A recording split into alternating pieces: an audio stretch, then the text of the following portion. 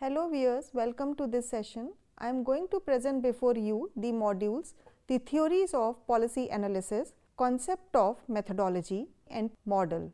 After reading this unit, you will be able to understand concept of approach, concept of methodology, concept of model and actors of policy making. Starting with the introduction, scholars of public administration and policy scientists have developed various theories, methodology and models related to public policy making over the years in an attempt to explain the process and to teach students and practitioners how to make public policy. Some scholars study the policy process generally and try to develop a knowledge base that could be applied across domains. Starting with the concept of approach. Although various approaches to policy analysis exist, three general approaches can be distinguished: the analysis-centric or analycentric, the policy process and the meta-policy approach. The analysis-centric or analycentric approach focuses on individual problems and their solutions. Its scope is micro scale and its problem interpretation is usually of a technical nature. The primary aim is to identify the most effective and efficient solution in technical and economic terms. The policy process approach put its focal point onto political processes and involved stakeholders. Its scope is mesoscale and its problem interpretation is usually of political nature.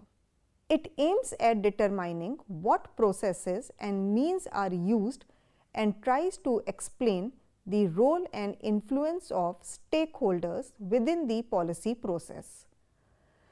By changing the relative power and influence of certain groups, for example, enhancing public participation and consultation, solutions to problems may be identified. The meta-policy approach is a system and context approach. That is, its scope is the macro scale and its problem interpretation is usually of structural nature. It aims at explaining the contextual factors of the policy process, that is, what are the political, economic and socio-cultural factors influencing it. As problems may result because of structural factors, for example, a certain economic system or political institution, solutions may entail changing the structure itself. Next, coming to the concept of methodology. Policy analysis is methodologically diverse process using both qualitative and quantitative methods, including case studies, survey research, statistical analysis and model building, among others. One common methodology: define the problem and evaluation criteria, identify all alternatives, evaluate them and recommend the best policy agenda. Now coming to the concept of model. Many models exist to analyze the creation and application of public policy.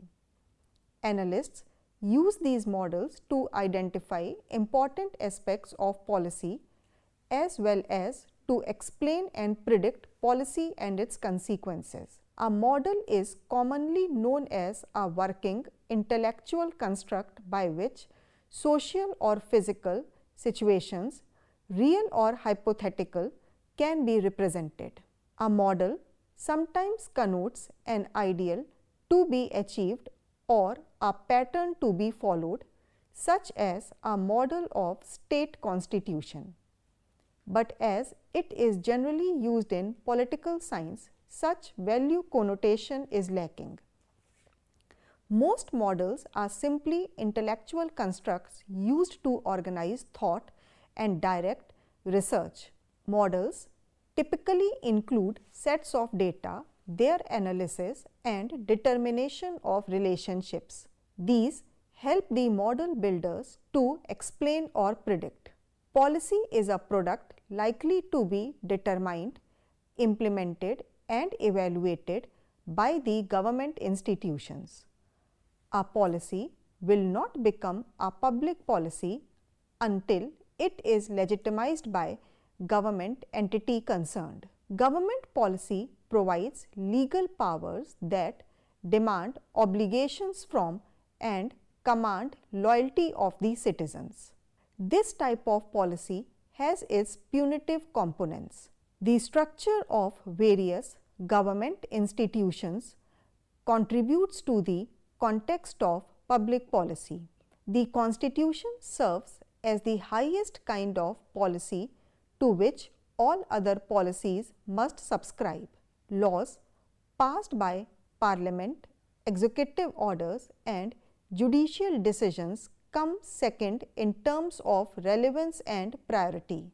The relationship among these political and administrative institutions of government determines at large the content of public policy.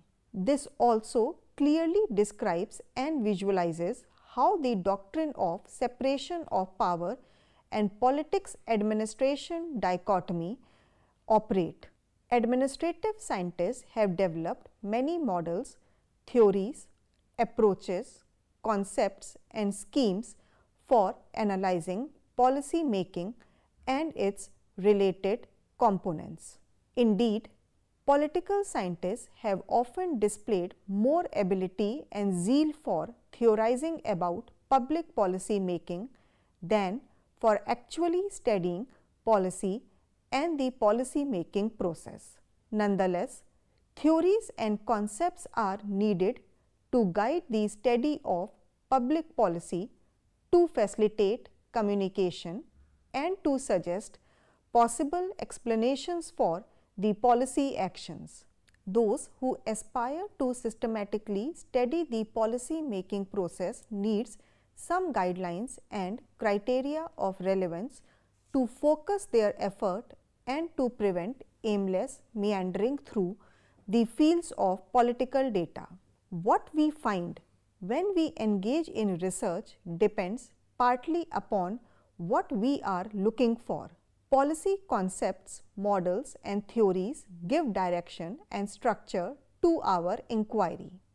Theories of decision making deal with the criteria and processes used in making such choices. A policy as defined earlier is a relatively stable, purposive course of action followed by an actor or set of actors in dealing with a problem or matter of concern.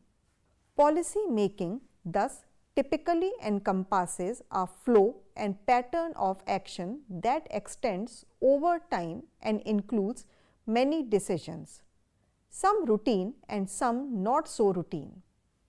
Rarely will a policy be synonymous with a single decision. The theoretical approaches discussed here include political systems theory, group theory, elite theory, institutionalism and rational choice theory.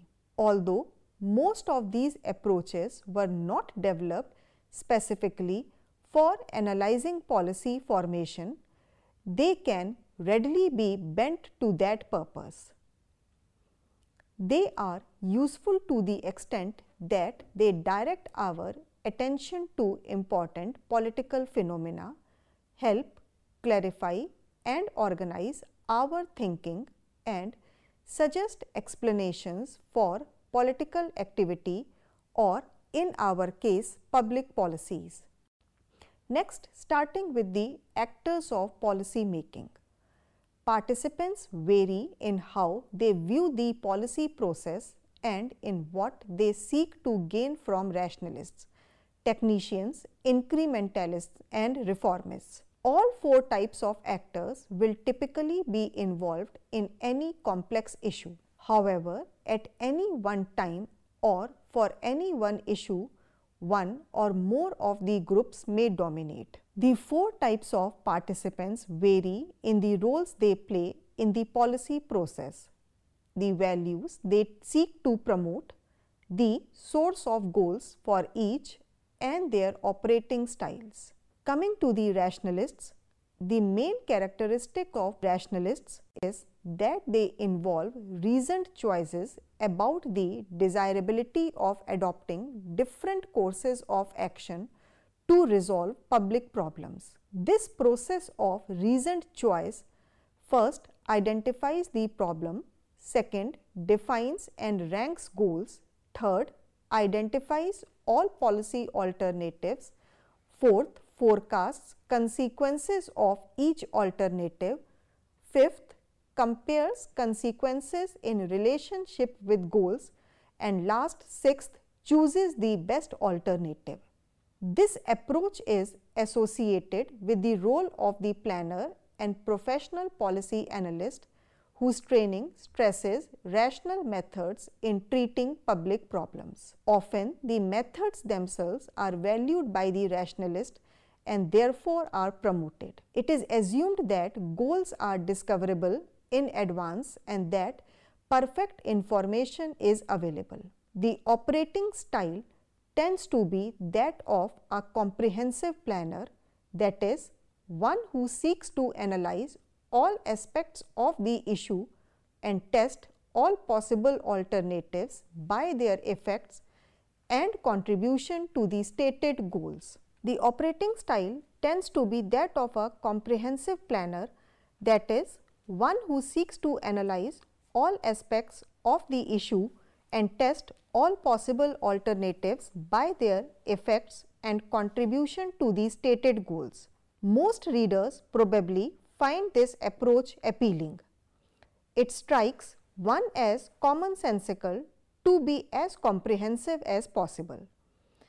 Unfortunately, both institutional and political characteristics frequently interfere with the realization of so-called rational goals. Technicians. A technician is really a type of rationalist, one engaged in the specialized work associated with the several stages of decision making. Technicians may well have discretion, but only within a limited sphere. They normally work on projects that require that expertise but are defined by others. The role they play is that of the specialist or expert called in for a particular assignment. The technician displays confidence within the limits of training and experience, but shows considerable discomfort if called upon to make more extensive judgments. Next, coming to incrementalists. Charles Jones associates incrementalism with politicians in our policy system. Politicians tend to be critical of or impatient with planners and technicians, though dependent on what they produce. Incrementalists doubt that comprehensiveness and rationality are possible in this most imperfect world. They see policy development and implementation as a serial process of constant adjustment to the outcomes proximate and long term of action. For incrementalists, information and knowledge are never sufficient to produce a complete policy program. They tend to be satisfied with increments, with building on the base, with working at the margins. The values associated with this approach are those of the past or the status quo. Policy for incrementalists tend to be that of gradual unfolding.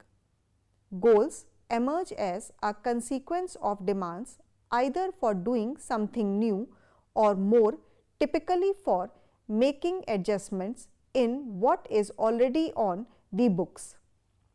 Finally, the operating style of incrementalists is that of the bargainers who are constantly hearing demands, testing intensities and proposing compromises.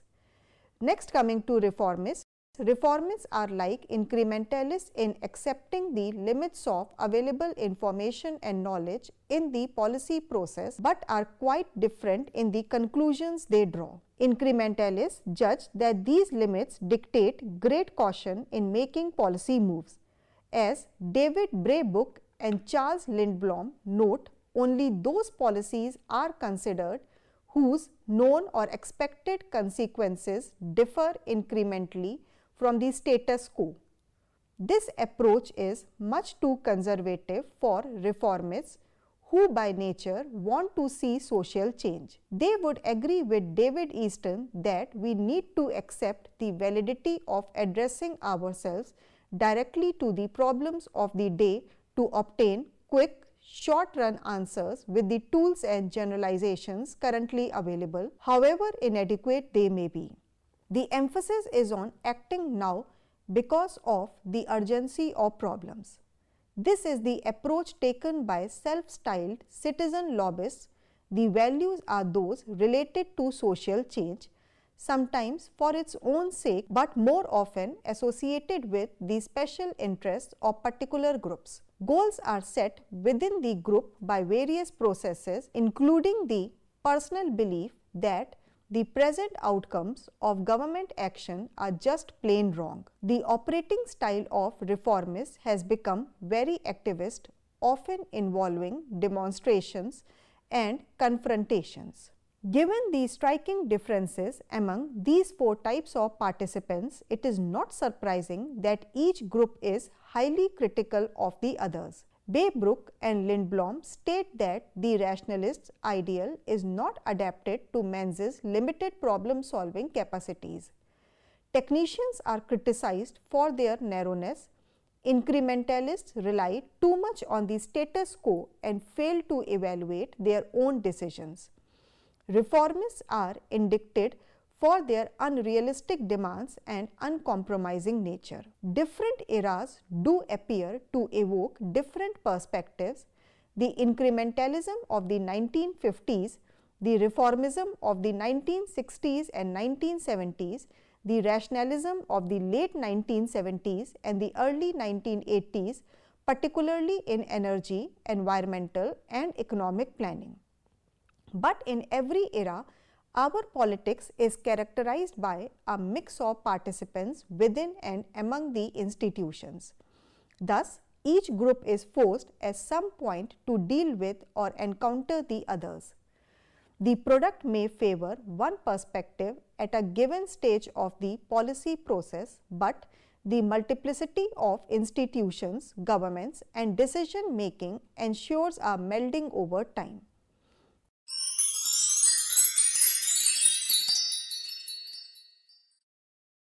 Over the years, a variety of theoretical approaches have been developed by political scientists and policy analysts to assist their study and analysis of public policy. Although these approaches have not been developed specifically for the policy formulation, they can be readily converted to that purpose.